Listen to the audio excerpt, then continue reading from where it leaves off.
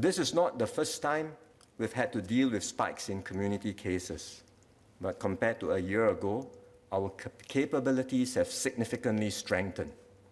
Our testing capacity is much larger. We tested about 35,000 swabs per day in the past week and have the lab capacity to test up to 73,000 per day or even more with pooled testing. Trace together and safe entry are now more pervasive, which means we can contact trace and ring-fence cases more quickly. We are also regularly testing persons in higher risk settings and undertaking surveillance testing for symptomatic individuals, which was how we uncovered many of the cases reported over the recent days. Importantly, vaccination is a major game changer. We haven't vaccinated everyone yet, but we have covered most of our older population as well as our healthcare and frontline workers at the air and seaports and our SHN hotels and dormitories. This puts us in a much safer position. Our experiences over the last year have shown that if we act quickly to contact trace, isolate, test, and if we all exercise individual and social responsibility, we can effectively suppress the spread of the virus. We've brought down infection rates in the community before, and we can do it again. We must also continue to support one another. Many have been fighting COVID-19 for more than a year.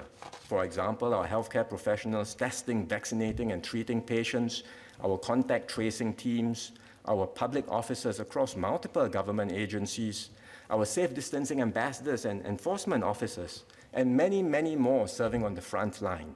It has been very tough for all of them.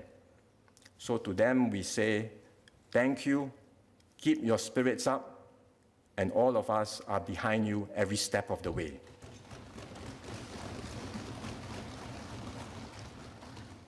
The best way to support our frontline workers is to take all the prevailing measures seriously.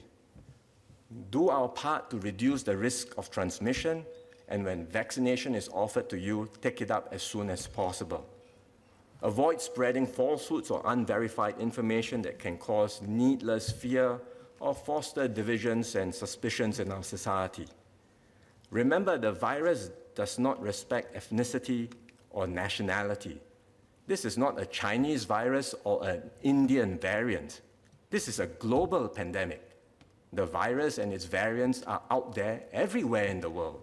So there is no place for discrimination, racism, or xenophobia here in Singapore. We must continue to stand together, look out for each other, so that we can all get through this together. Mr. Speaker, working together over the past year, our overall situation has improved. Yes, we've had our share of setbacks, but we've learned and we've bounced back from them. Importantly, we've seen the Singapore spirit shine brightly throughout these challenging times. So let's draw confidence from what we've been through. Let's brace ourselves for the rest of the marathon, complete the race together, and emerge stronger at the finish line. Thank you, Mr. Speaker.